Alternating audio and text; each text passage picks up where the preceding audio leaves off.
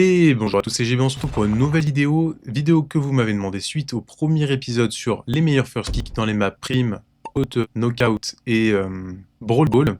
Aujourd'hui, on va s'attaquer à la Hot Zone. Je voulais sortir une vidéo pour faire les 3 modes qui restaient, mais ça faisait beaucoup trop long. Ici, je vais essayer d'aborder les meilleurs first picks, mais aussi les stratégies un petit peu générales pour chacune des maps. Je sortirai la suite des épisodes rapidement, c'est-à-dire que je sortirai sûrement le braquage ou la razzia demain et le mode qui restera après-demain. Ce sera une vidéo par jour. Et ensuite, j'ai déjà tourné des vidéos pour un nouveau concept. Je vous en parle en fin de vidéo. Et là, pareil, je vous sortirai une vidéo par jour après cette série sur les 3 derniers modes qui manquent.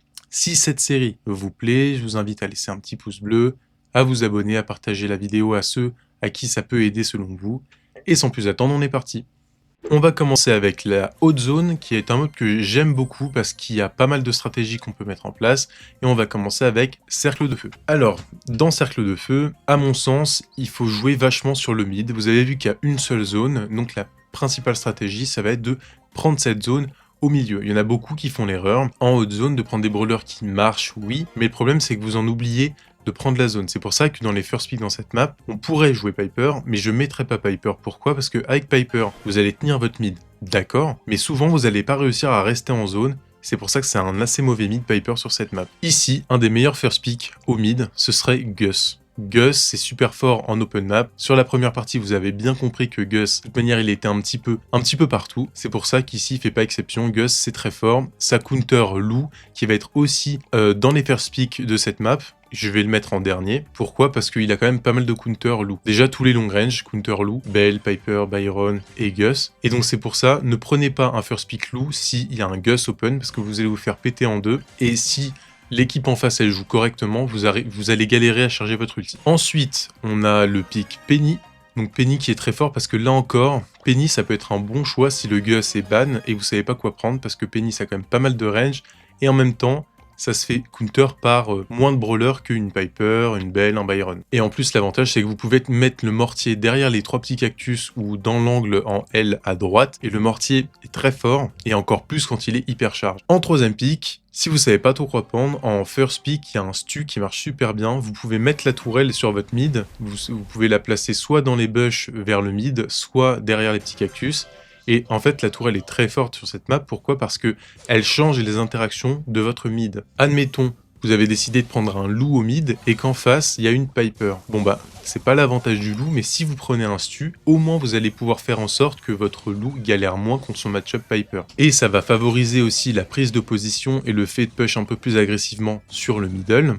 Et donc du coup, avec votre compo, si vous avez la tourelle du stu, vous êtes plus susceptible de prendre la pause au mid et d'avoir des meilleurs dodges pour conserver du coup la zone, ce qui est le but de ce mode de jeu. Et si vraiment en face ça prend des lanceurs ou des trucs qui ont besoin des murs, vous pouvez choisir toujours de prendre le casse avec le stu, et dans ce cas-là vous pouvez péter les cactus, vous pouvez casser chez vous les bush et le petit mur pour empêcher que les brawlers s'installent s'il y a un Rico par exemple en face. Donc c'est pour ça que stu, c'est quand même une valeur sûre et que je le mets dans les first pick. Ensuite, on a Jeannette. Jeannette qui est en fait un brawler assez safe, surtout depuis l'hypercharge, parce que ça vous permet de prendre énormément de kills, souvent des doubles, voire triple kills avec l'hypercharge. C'est un brawler qui est safe, qui a quand même pas mal de DPS, mine de rien, mais c'est sûr qu'il faudra adapter la draft. C'est comme avec Stu, ou avec Gus, mais un peu moins, mais surtout avec Stu.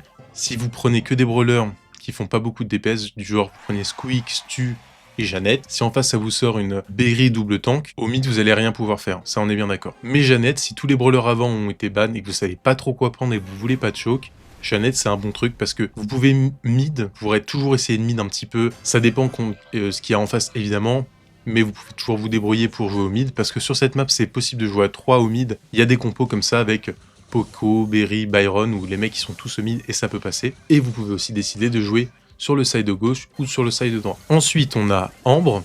Donc Ambre, très fort ici aussi. C'est un petit peu... J'aurais pu le mettre avec Otis. Otis qui peut être jouable en first pick ici aussi. Si tous les brawlers que je vous ai parlé avant sont ban, vous pouvez prendre Ambre. C'est bien pour sécuriser le mid. En fait, c'est un pick qui est aggro. C'est un mid-range aggro. Donc aggro, pour ceux qui me demandent tout le temps en commentaire, ça veut juste dire agressif. Ça veut dire que c'est des brawlers avec lesquels il faut monter en avant, il faut push. Si vous jouez pas agressif avec une Ambre, souvent vous allez mal jouer votre Ambre. Faut savoir mesurer en même temps les risques, mais c'est comme si vous jouez un Mortis jamais agressif, vous jouez un mauvais Mortis la plupart du temps. Donc Ambre, c'est pas mal parce que vous pouvez utiliser Alors moi, c'est ça que je vous conseille, hein. C'est s'il y a un truc aggro en face, vous prenez les flammes. Genre, s'il y a un Edgar, un Fang, prenez les flammes, ce sera toujours bien pour limiter la casse. Et s'il n'y a rien de tout ça, si en face il y a un loup, s'il y a un long range et vous voulez avoir un peu plus de speed et de mobilité, vous prenez le gadget où vous pouvez recharger votre ulti pendant que vous êtes dedans. Donc ça, c'est pas mal parce que comme ça vous permet d'aller plus vite quand vous claquez, de pouvoir recharger votre truc passivement quand vous avez rien à faire, de cramer les bush s'il y a quelqu'un qui est installé chez vous. Donc Amp, c'est un assez bon pick sur cette map. Et puis dernièrement, on va rajouter le dernier last pick pour cette map qui est loup. Alors loup, c'est très fort parce que en fait ça empêche toutes les strats avec les équipes qui font qui font un triple mid. Admettons, en face ça prend Meg, Poco, Byron. Si vous avez un loup, vous pouvez gagner la game. Si vous n'avez pas de loup, ça va être compliqué parce que vous aurez beau les tuer, ils auront tellement de vie. Ils vont alterner au fur et à mesure dans la zone, et ça donne des parties où vous finissez à 200 000 dégâts, potentiellement même vous avez fait 0 mort, vous avez fait une vingtaine de kills chacun, sauf qu'en face, ils sont morts en boucle et en boucle et en boucle, ils vous ont pas tué, sauf qu'ils étaient dans la zone pendant ce temps-là, et comme ils arrivaient à se relayer un par un parce qu'ils mouraient un par un, ça fait qu'ils ont gagné.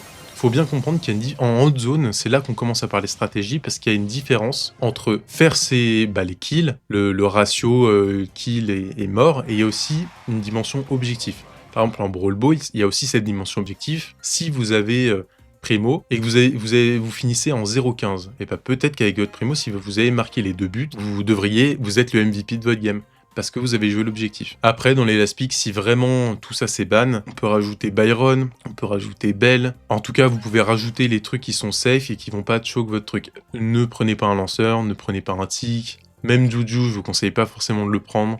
Ça peut le faire, mais il y a quand même pas mal de counters. Ici, sur cette map, ce que je vous conseille surtout, c'est la stratégie. Il y en a, on va dire, il y en a deux qui se démarquent. C'est soit une stratégie triple mid, où vous partez avec du heal, vous partez avec des vies et vous décidez d'all-in au mid. Vous pouvez prendre un Grey, vous pouvez prendre un Poco, vous pouvez prendre du Byron, de la Berry, enfin ce genre de compo, Meg, Pam, etc. Ou bien, il y a eu aussi une strat qui est de prendre des sides, de prendre un mid, de faire le choix de gagner les sides avec des bons sides et de tenir le mid comme vous pouvez, et ensuite les deux sides en cercle par derrière, et c'est comme ça que ça peut se jouer. Maintenant, d'expérience, je vous dis, ce qui a tendance à marcher quand même, c'est les compos où vous allez tous au mid. Et d'autant plus en ranked, souvent les gens sont un peu bêtes, donc même quand vos randoms ils prennent des sides, ils les jouent au mid. Et si vous prenez un Rico, là sur un side c'est très fort, mais souvent si votre random il joue Rico, il le joue au mid ou il le joue en side, et ce qui se passe c'est quoi? C'est que soit le Rico il joue au mid et il est inutile, soit il joue en side, il gagne son side, oui, il a l'impression de faire quelque chose parce qu'il est dans le spawn ennemi et il kill de temps en temps, mais au final il sert à rien parce qu'il n'empêche pas les joueurs en face de prendre la zone. On passe à Parallel Pace, donc stratégie parallèle. Ici, étonnamment, contre toute attente, je vais mettre deux first pick lanceurs dans cette map. Donc le premier lanceur que je trouve très très fort et qui a pas trop de counter, c'est pour ça que je les mets en first pick, ça va être Juju. Et puis je vais mettre aussi Larry en deuxième meilleur first pick. Évidemment, j'ai pris des lanceurs, j'ai pas pris Barley. Pourquoi? Parce que Barley, ça a quand même pas mal de counter. Larry et Juju, ils ont quand même peu de counters, et les counters qui peuvent être pénibles contre ces brawlers-là, vous pouvez quand même les annuler parce qu'il vous reste deux picks. Évidemment, si vous prenez Juju et Larry, derrière ça vous sort un truc aggro, du style un Mortis, un Buzz, un Miko, ce que vous voulez, et que vous répondez par un Squeak, oui, vous allez perdre. On est bien d'accord. Mais c'est pour vous donner un petit peu l'idée, c'est que ce sont des picks qui sont possibles à counter, pas si simple que ça hein, finalement, parce que même un Mortis, ça n'a pas free match-up contre une Juju non plus. Et donc il suffit d'un pic supplémentaire pour venir counter tout ça, et normalement votre compo elle est assez viable. Le lanceur il est bien parce qu'il peut être joué en attaque si en face il y a un lanceur ou il y a un truc qui est faible au lanceur, et il peut être joué en défense si en face il y a un attaquant qui est faible au lanceur. Ensuite j'ai décidé de mettre Jeannette qui est quand même assez fort dans la map, qui peut un petit peu embêter les lanceurs, qui a pas trop de counter, qui peut embêter un peu les tanks, qui peut venir déloger quelqu'un qui est caché derrière les murs, si jamais par exemple vous avez l'hypercharge. Là je parle bien de Jeannette si vous avez l'hypercharge, si vous ne l'avez pas, le mettez pas dans les first picks, ça vaut pas le coup. Ensuite on a RT que je trouve vraiment assez fort dans la map parce que vous avez un des meilleurs défenseurs du jeu, en tout cas sur cette map. En fait, l'idée avec RT, qu'est-ce que c'est? C'est que vous allez jouer à gauche, essayer de partir sur le côté tout en bas à gauche dès le start, et de casser l'angle, de couvrir avec votre mate l'angle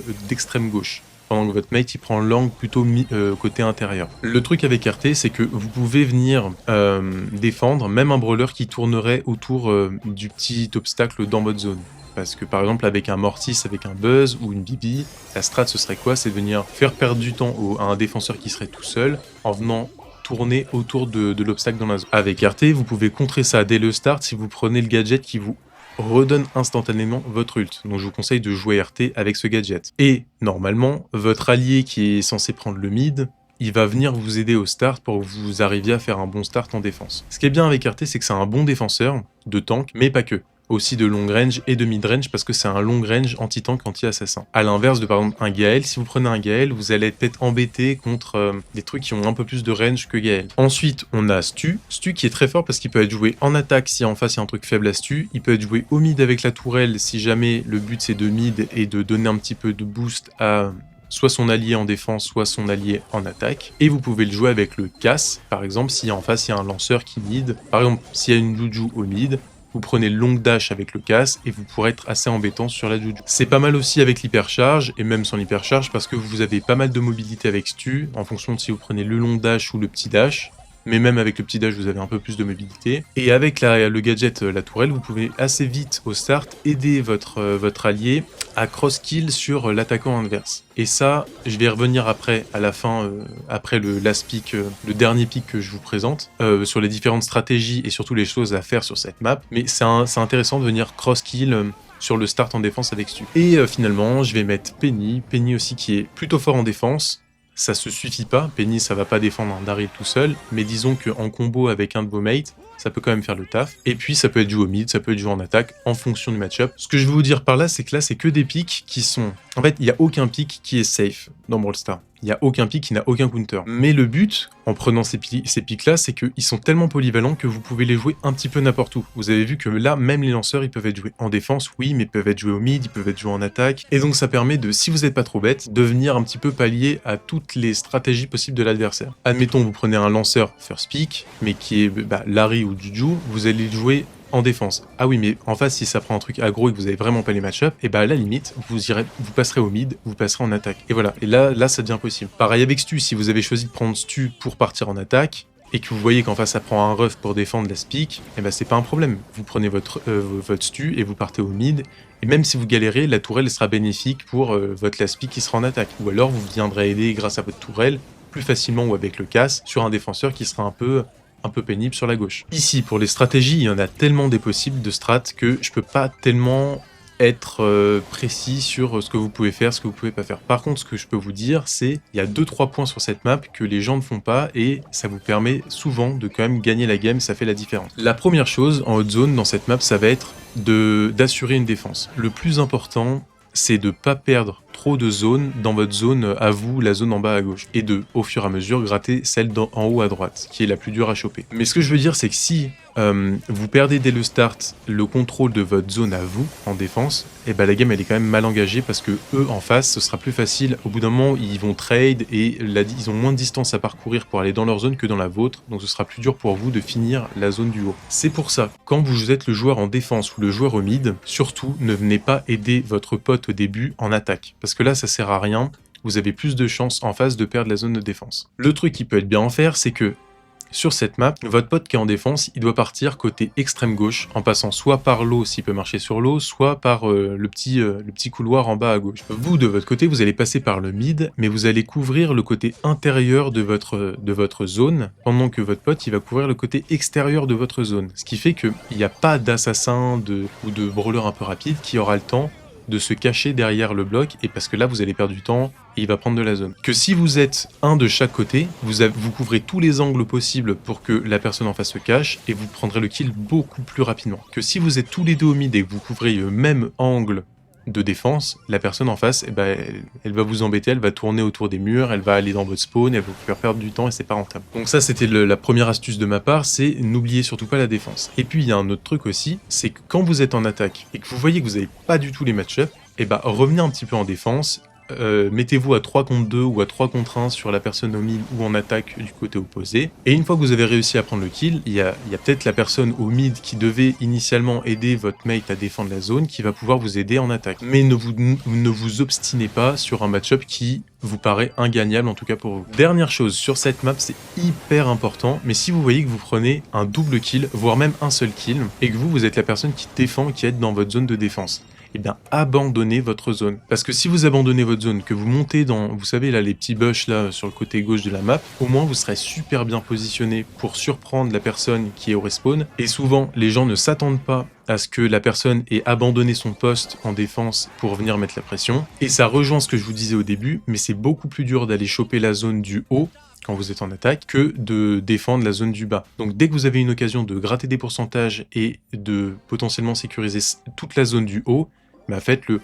Parce que dans tous les cas, ce sera toujours plus simple de revenir valider la zone de défense. J'en vois beaucoup de mes randoms, mais pas que, hein, aussi à niveau e-sport, à des niveaux pas ouf, qui restent dans la zone de défense alors qu'ils ont full team. Mais c'est trop bête, parce que l'avantage que vous pouvez avoir en ayant mis la full team, c'est que vous pouvez être dans une situation où vous êtes en 3v3, mais les 3 adversaires, ils sont au spawn. Et c'est hyper simple quand vous avez la domination sur la map, de garder ces 3 personnes dans le spawn. On passe à Dueling Beetles, donc duel de scarabée. Ici, en first pick, moi j'aime bien vraiment sécuriser un Gus ou alors le ban quand j'ai pas le first pick, parce que Gus, vous avez remarqué que la map est plutôt fermée, mais souvent il y a moyen de venir casser le côté qui est cassable, et surtout il y a 2 lanes, 2 couloirs qui font que pour les long range c'est quand même vraiment jouable. Et Gus c'est très fort parce que c'est un long range qui a pas beaucoup de counter, beaucoup de DPS et surtout beaucoup de survivabilité, et cette survivabilité elle vous permet de rester dans la zone du mid et de gratter énormément de pourcentage et même de mettre le shield sur vos mates pour qu'ils continuent de gratter la zone. Ici, je mettrais peut-être Penny à égalité avec Gus, parce que Penny c'est très très fort.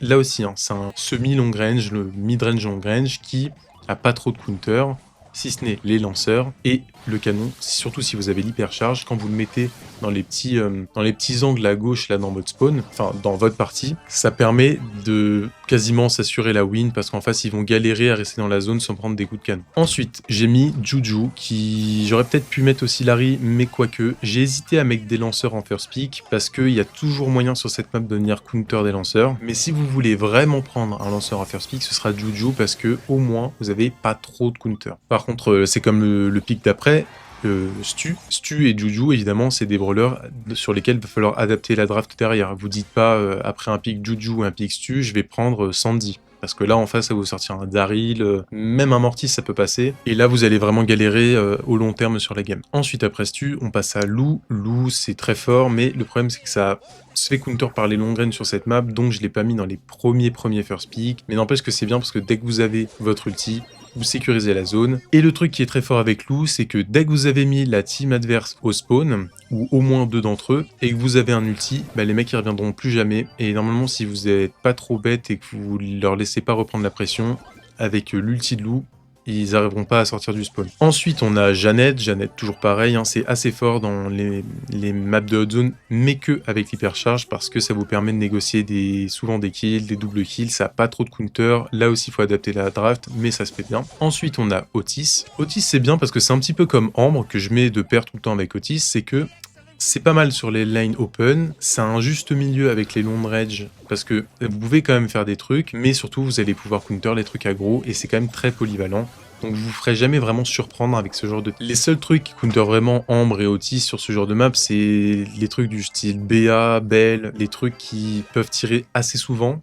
Genre, les Piper ça counter, mais finalement ça a une cadence de tir pas si élevée que ça. Mais les BA et les Belle, c'est une bonne cadence de tir, donc c'est assez compliqué. Mais heureusement, ces pics là, BA et Belle, ils sont pas souvent piques ici parce que c'est un petit peu dangereux. Et là pour le coup, il y a beaucoup de counter BA et Belle. Ensuite, pourquoi je vous ai mis les lanceurs, mais j'étais pas trop sûr, c'est qu'ici, il y a un brawler lanceur qui counter quasiment tous les lanceurs et qui est super fort en last pick, c'est Wally. Wally, c'est pas jamais un first pick, mais le problème, c'est que si vous décidez de prendre un Barley, un Larry ou même une Juju, vous allez galérer si en face ça vous last pick un Wally, parce que Wally, ça a 100-0 Barley, ça a 100-0 un Larry, vous ne pouvez rien faire, et une fois que vous avez été kill, c'est un peu comme Lou, le Wally il vous enferme au spawn, il peut mettre un mur, des fois 2 murs, des fois 3 murs, ça m'arrive de le faire avec Wally. Et là vous revenez plus jamais. Moi je pense que Wally c'est le lanceur le plus fort sur cette map, mais évidemment s'il est bien pique, parce que Wally si en face ça prend un Stu, un Daryl, un Kenji, bah là vous avez vraiment galéré, un Mortis, ce genre de truc. Alors que c'est pour ça que j'ai quand même permis le first pick Larry, le first pick Juju sur les maps sur la map Hot Zone stratégie parallèle juste avant, c'est parce que le pick Wally est carrément moins fort sur ces maps là. Ici, il y a 2 stratégies principales. La première, ça va être de jouer une compo un peu diversifiée, donc un long range, un lanceur et un mid-range qui peut un petit peu tank ou alors un tank ou un assassin. Mais je veux dire, c'est avoir 3 rôles différents pour couvrir toutes les possibilités de la team adverse et de pas avoir la meilleure draft, mais de pas pouvoir être surpris non plus. Donc je dis un truc au pif, si vous avez un Barley, un Lou et un Kenji, bon bah, vous avez à peu près tous les counters possibles. Et autre stratégie possible, donc en fait il y en a encore 2, mais ce serait un petit peu comme sur Cercle de Feu, c'est un truc all-in, tout solide, avec du heal, avec du style gré double tank, qui se fait pas trop parce que ça se voit venir, mais sinon avec de la Berry qui est assez méta en haute zone en ce moment, et puis du Poco, de la Meg, du Byron pour soutenir, ce genre de truc. Et puis dernier truc, bah c'est les compos casseurs, avec ici très fort, il y a Griff qui est très fort, il y a Stu qui est très fort pour casser, Frank si en face il n'y a pas beaucoup de DPS, et ça ces compos là elles sont fortes pour venir counter souvent, souvent vous prenez les compos open et casseurs pour venir justement embêter les compos qui sont tous mid. Et les compos tous mid par contre souvent elles s'en sortent très bien contre les compos un peu polyvalentes où vous n'êtes jamais très fort contre quelque chose, vous pouvez un petit peu tout gérer, mais souvent quand vous pouvez faire face à un peu tout, vous pouvez pas réellement venir à bout d'un truc qui est hyper spécialisé. Si vous avez un lanceur, un anti-tank et un long range par exemple, et bah si en face ça vous sort triple tank, le seul perso de votre équipe qui aura la capacité d'anti-tank, souvent ça suffira pas. Admettons, je vais prendre un exemple très basique, mais vous avez pris un Wally et un Squeak, et qu'en face ça vous sort un triple tank. Bon bah si vous prenez Colette ou un loup, ça peut le faire, mais la Colette, malgré que ce soit un énorme anti-tank, ça viendra jamais vraiment à bout d'un triple tank s'il n'y a pas de soutien avec. Et petite dernière chose aussi qui me paraît important à préciser, c'est qu'ici, essayez de ne pas vous faire surprendre par un last pick lanceur, parce que si vous avez le first pick, ça veut dire que vous n'avez pas le last. Essayez, pas forcément dans le premier pick, mais sur le deuxième et le troisième, de prendre quelque chose qui fait que si en face ça prend un lanceur, vous n'êtes pas à foutre. Si vous prenez un truc au pif, une Penny, un Lou et une Sandy, si ça vous prend un lanceur en face, vous allez être foutu au spawn et vous reviendrez plus jamais. Donc essayez de prendre un truc, au lieu de prendre une Sandy, prenez un mid-range, mais genre Stu. Et à la limite, si ça vous laisse pique un lanceur, vous aurez toujours le choix de jouer le casse. Et finalement, dernière map de haute zone, donc c'est ouvert. Non, je me rappelle plus. C'est Open Business, je me rappelle plus la map en français. C'est pas très grave. Ici, dans les first pick, ça change pas trop. J'aime bien first pick un Gus, et si je l'ai pas, le ban. Ensuite, un brawler qui est très fort ici, c'est Penny, parce que vous pouvez gérer absolument tout, sauf les lanceurs, et votre canon, il est quand même ultra masterclass, hein. Ça vous permet souvent, dès que vous posez le canon hypercharge, de gagner la game. Ici, c'est aussi une map de haute zone où j'aime bien prendre des lanceurs, mais des lanceurs qui n'ont pas trop de counter, du style Larry ou Juju, qui sont des bons first pick, même s'il faut adapter la draft après, c'est toujours pareil. Et je vais rajouter Barley dans les first pick lanceurs. Là, il va falloir vraiment adapter la draft de derrière, c'est-à-dire que si vous prenez un Barley, il va falloir vraiment prendre des trucs pour counter des assassins et des tanks, parce que si ça les prend, vous êtes foutu. Ça veut dire aussi que si vous n'êtes pas celui qui prend le Barley first pick, il va falloir faire confiance en la personne qui joue le Barley, parce que la game va être entre ses mains. En tout cas, si, par exemple, votre mate il first pick le Barley, en face, ça décide de pas prendre un assassin, de pas prendre un tank, et qui décide de partir sur une compo avec un autre lanceur et deux mid-range un peu plus classiques, là, ça veut dire que vous allez devoir prendre des trucs un petit peu classiques aussi, du genre Stu, du genre peut-être Jessie pour assurer un mid, ce genre de trucs. Mais la game ne reposera pas entre vos mains. La game va dépendre de comment le Barley va gérer son match-up en face. Et finalement, un pick que j'aime beaucoup ici, bah, c'est Stu, parce que vous pouvez décider de prendre la tourelle s'il n'y a pas de lanceur pour donner un avantage à votre mid avec l'hypercharge.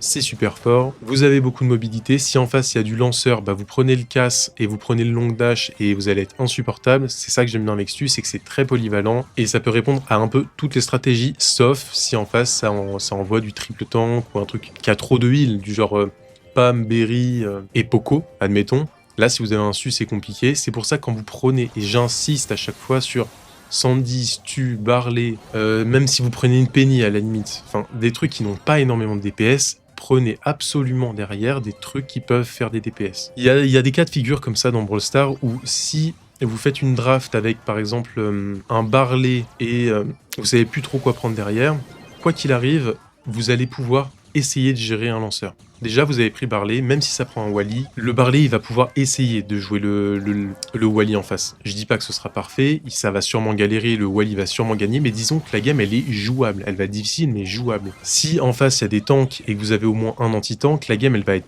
peut-être difficile si vous avez qu'un anti-tank, mais elle va être jouable. Elle sera pas perdue d'avance. Par contre, le problème, c'est que si en face, il y a, je sais pas moi, il y a triple heal et que vous avez rien vous n'avez pas loup, vous n'avez pas d'anti-heal, vous n'avez pas d'anti-tank, ou pas assez d'épaisse pour faire tomber une compo qui a assez de heal, la game elle est perdue d'avance. C'est pour ça, essayez de prendre des trucs qui sont un peu polyvalents et qui viennent endiguer des trucs qui sont injouables si vous n'avez pas certains brawlers. Pareil, si vous suspectez qu'en face ça peut last pick un lanceur et que vous avez rien pour aller chercher un lanceur, vous n'avez pas de casse, vous n'avez pas d'assassin, vous n'avez rien qui a de la mobilité, et bah essayez de prendre quelque chose qui va avoir un minimum. Je dis pas faut prendre forcément un Mortis dans le doute où ça sort lanceur, je dis pas ça. Mais ce que je dis c'est prenez un truc qui va vous donner une chance. C'est bête hein, mais prenez un gré, j'en sais rien, prenez un stu, prenez peut-être un griffe, un truc polyvalent qui vous offre une chance. La game sera tendue, sera peut-être à l'avantage des autres, mais vous avez un espoir de gagner, c'est ça que je veux vous dire. La plupart des games finalement que je lose et où on ne peut rien faire, c'est des games où à la base je sais qu'on va la perdre. Souvent sur Dueling Beatles ou alors sur cette map, hein, sur Open Business, si moi je décide, et ça m'est arrivé quelques fois, j'ai appris de mes erreurs heureusement, c'est admettons je suis le deuxième pick de mon équipe, avec moi ça a pris un mid-range pas ouf, mais je me dis, ça, ce serait quand même bien de prendre un loup sur cette map parce que ça reste fort. Et bah, je prends mon loup, oui, ok, et le mec avec moi, il va pick, je sais pas, une Sandy, et en face, ça prend un Dina. Et je sais que la game, elle est lose, parce que le Dina, il a aucun counter. Et c'est le genre de compo, c'est ce genre de scénario où si vous avez rien pour aller chercher la win condition d'en face, souvent vous allez perdre et il n'y a aucun espoir de remonter. Si vous avez triple mid-range sur duel de scarabée contre un Barley et que le Barley vous met au spawn, c'est terminé, vous pouvez poser le jeu, vous pouvez poser votre tel, la partie elle est pliée d'avance. C'est tout pour cette vidéo, j'espère que cette vidéo elle vous aura aidé à mieux comprendre les first pick et les stratégies finalement qui sont mises en place en hot zone. Je sortirai un épisode demain. Là, je vais sortir une vidéo par jour, je pense, pendant au moins une semaine, parce que j'ai déjà tourné pas mal de vidéos d'avance. Là, j'ai un concept où j'ai fait un petit compte, enfin, j'ai repris un de mes anciens petits comptes et où je vais essayer de passer master, mais avec vos difficultés, c'est-à-dire que j'ai très peu de P11 et j'ai très peu de variété de pics, pour vous montrer que c'est quand même possible de s'adapter si vous avez des brawlers un petit peu diversifiés pour couvrir un petit peu toutes les situations. Aujourd'hui, c'était la vidéo de la hot zone. J'aurais bien voulu sortir les 3 derniers modes coup sur coup, enfin en une seule vidéo, mais ça faisait trop long. Là, je crois que la vidéo, il me semble hein, qu'elle va faire 30-40 minutes. Donc, je vais pas vous sortir une vidéo non plus d'1h40, 2h. Donc, je vais dispatcher les vidéos. Aujourd'hui, c'était hot zone. Demain, je pense que je sortirai braquage. Et après-demain, je sortirai Razia. Comme ça, on aura fini avec tous les modes et les first pick. Et si la vidéo vous a plu, je vous invite à vous abonner, à laisser un petit like et puis à partager la vidéo à des gens que vous savez qui ont besoin de ce genre d'informations. Je vous remercie d'être restés et je vous dis à la prochaine. Allez, à plus!